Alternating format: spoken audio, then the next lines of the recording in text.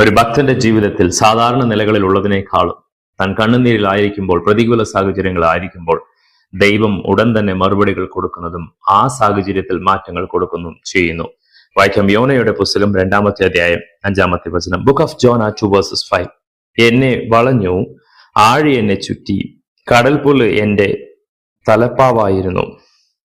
തന്റെ സങ്കടങ്ങളുടെ അവസ്ഥകളെ ഇവിടെ പറയുന്നുണ്ട്. അതിന്റെ മുൻപിലത്തെ വചനങ്ങൾ നാം നോക്കുമ്പോൾ എന്റെ ഞെരുങ്ങിയ അവസ്ഥകളിൽ ദൈവം യഹോവ എന്നെ രക്ഷിച്ചു എന്ന് പറഞ്ഞ് നമുക്ക് കാണാനായി പറ്റുന്നുണ്ട്. പ്രിയ ദൈവപൈതലേ, നമ്മുടെ ജീവിതത്തിൽ, ഒരു ഭക്തന്റെ ജീവിതത്തിൽ ഭക്തന്റെ പ്രാർത്ഥനകൾക്ക് മറുപടികൾ ഉണ്ടോ?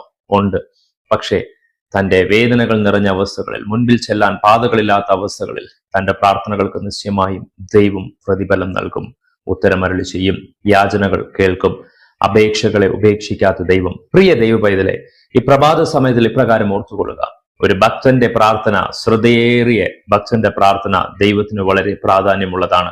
ആ സമയത്തിൽ ആ ഭക്തനുമായിട്ടുള്ള കുറവുകളെ കണക്ക് കൊണ്ടുവരിക, ഭക്തന്റെ കുറ്റങ്ങളെയോ പാപങ്ങളെയോ മുൻപിൽ കൊണ്ടുവന്ന് നിർത്തുന്നത് എന്നൊരു കാര്യം ദൈവത്തിന് മുൻപിൽ ഉദിക്കുന്നതേ ഇല്ല.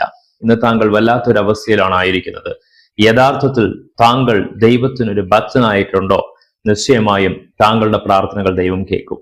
മറ്റാരെല്ലാം താങ്കൾക്ക് വേണ്ടി പ്രാർത്ഥിക്കുന്നുണ്ടോ ഇല്ലയോ എന്നുള്ളൊരു കാര്യം നമ്മൾക്ക് അറിയത്തില്ല. താങ്കളുടെ അടുത്ത് താങ്കൾക്ക് വേണ്ടി, താങ്കളുടെ കുടുംബത്തിന് വേണ്ടി, താങ്കളായിരിക്കുന്ന സാഹചര്യത്തിന് വേണ്ടി താങ്കൾ ഇറങ്ങി പ്രാർത്ഥിക്കുമ്പോൾ സർവശക്തനായ ദൈവം അതിലൊരു വലിയ മാറ്റം അരുളി ചെയ്യും.